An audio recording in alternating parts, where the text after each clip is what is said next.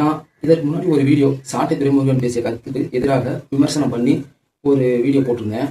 அதில் ஒரு நண்பர் கமெண்ட் பண்ணியிருந்தார், டிவிகே வந்து யோக்கியமா அப்படின்னு சொல்லிட்டு. நான் வந்து டிவிகே யோக்கியம் இல்லை என்டிகே யோக்கியம் அப்படின்னு சொல்லிட்டு யார் யோக்கியம் அப்படின்னு பயன் பண்ணுறக்கூடிய மிஷின் வச்சிருக்கிறேன். அதனால நான் வந்து இந்த கட்சி யோக்கியம் இந்த கட்சி யோக்கியம் இல்லைன்னா என்னால் சொல்ல முடியாது. அப்படிப்பட்ட திறமையோ மிஷினோ என்கிட்ட இல்லை. சரியா? யாராவது சரியானது பண்ணாங்க, அது என் மனசுக்கு சரி அப்படின்னு தோணுச்சுன்னா அதை நான் சரின்னு சொல்ல போறேன், தப்புன்னு தோணுச்சுன்னா தப்புன்னு சொல்ல போறேன். அதற்காக தான் இந்த மீடியாவில் பேசிக்கிட்டு இருக்கேன், சோசியல் மீடியாவில். சரிங்களா? இந்த வீடியோ எதற்கு அப்படின்னா, அனிதா ராதாகிருஷ்ணன் முன்னாள் அமைச்சர், அவரை வந்து கைது பண்ணியிருக்காங்க. இந்த நடவடிக்கை எடுத்த தமிழக அரசுகிட்ட ஒரே ஒரு கேள்வி எனக்கு இருக்கு.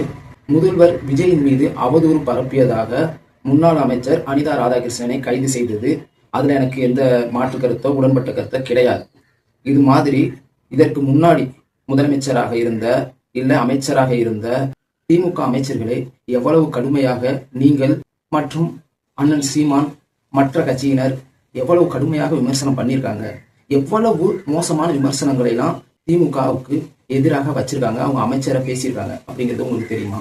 இப்போ எல்லாரும் வந்து முட்டிஸ் எல்லாரும் வந்து என்ன பண்ணுவாங்கன்னா, ஒருத்தவங்க மீது அவதூறு பேசுறது வேற, ஒருத்தவங்க அசிங்கமா பேசுறது வேற அப்படின்னு சொல்லிட்டு சொல்லுவாங்க. ஏன் அசிங்கமா பேசுனதே இல்லையா? அசிங்கமாவெல்லாம் பேசியிருக்காங்க. சரிங்களா?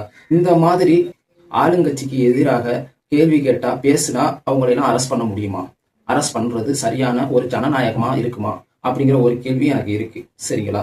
ஆதவ அர்ஜுனா அவர் எவ்வளவு கடுமையான விமர்சனங்களை எல்லாம் டிஎம்கே மீது இதற்கு முன்னாடி வச்சிருக்காரு அப்படிங்கிறது நமக்கு தெரியும். அண்ணன் சீமான், சாட்டை துரைமுருகன் மற்றும் பல வலையொலி நடத்தக்கூடிய நபர்கள் டிஎம்கேயின் மீது எவ்வளவு கடுமையான விமர்சனங்களை எல்லாம் வச்சிருக்காங்க. ஆளுங்கட்சியா இருந்தால் விமர்சனம் வைக்கத்தான் செய்வாங்க. அதை ஏத்துக்கிறாததும் அதுக்கு பதில் பேசுறதும் பேசாததும் உங்களுடைய விருப்பம். நீங்க செயல காமிக்கலாம்.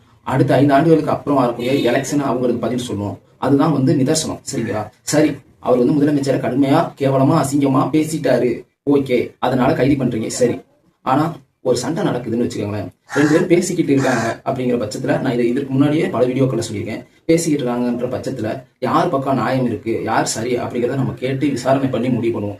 இப்ப 2 பேரும் பேசிக்கிட்டு இருக்காங்க, அதுல ஒருத்தன் இன்னொருத்தர் மீது கையை வச்சுட்டான் அப்படின்னு வச்சுக்கோங்களேன். ஏன் நீ பேசிக்கிட்டு இருக்கும்போது கையை வைக்கிறது சரியா?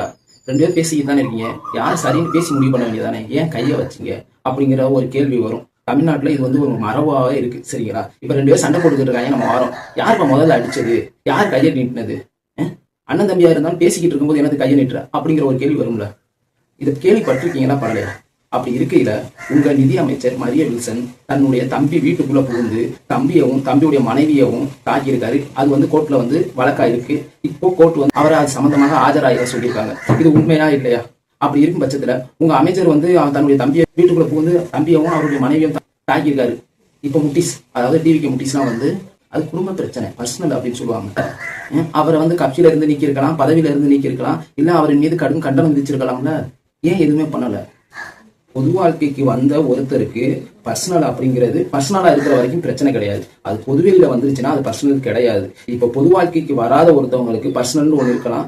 அது பொதுவெளியில வந்தாலும் அவங்கனால வந்து மக்களுக்கு எந்த பாதிப்பும் கிடையாது. ஒரு அமைச்சரே வந்து இந்த விஷயத்த பண்றாருன்னா அவரை ஃபாலோ பண்ணி அவரை முன்னுதாரணமாக எடுத்து எவ்வளவு பேர் பண்ணுவாங்க, அதை புரிஞ்சுக்கங்க. சரிங்களா? அதாவது பர்சனலுங்கிறது நமக்கு பர்சனலா இருக்கிறது நம்ம குடும்பத்தோட நம்ம சுத்து வட்டாரத்தோட முடியும். ஒரு அமைச்சருக்கு பர்சனலா இருக்கிறது பொதுவெளியில வந்துருச்சுன்னா அது குடும்பத்தோடயோ சுத்து வட்டாரத்தோடயோ முடியாது. அது ஒரு பெரிய இஷ்யூ ஆகும். சரிங்களா? அதனால விமர்சனங்கள் எதிர்கட்சியா இருக்கட்டும் மற்றவங்களா இருக்கட்டும் ஆளுங்கட்சியின் மீது வச்சுக்கிட்டே தான் இருப்பாங்க. நீங்க உங்களுடைய நல்ல திட்டங்கள்ல உங்களுடைய செயல்பாடுகள்ல அதை கடந்து போகணும் ஒழிய அவங்களை அரெஸ்ட் பண்றது ஒரு சரியான முடிவா இருக்காது அப்படிங்கிறது என்னுடைய தனிப்பட்ட கருத்து. நன்றி. இன்னொரு வீடியோவில் பார்க்கலாம்.